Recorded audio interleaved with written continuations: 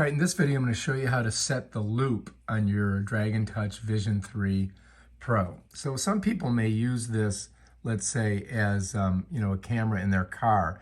If you put it to loop, what loop does basically is it will loop back and it will erase any files that you have and replace them with a new file that you just shot. So if let's say if you're using this as a camera to record your writing in your car, or if you're an Uber driver and you want to record stuff, well, you can do that by doing a loop recording. So we've got to set our time on the loop recording. So each recording would be either 2 minutes or 3 minutes. So I would just say 2-minute recording. So you can have 2-minute files.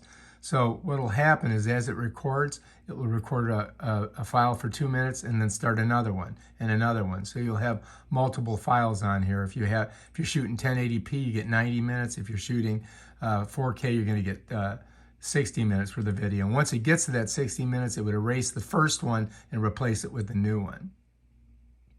Okay, so if you're cool with that, you just go ahead and get out of it. And then we can go here and see, we got loop right there.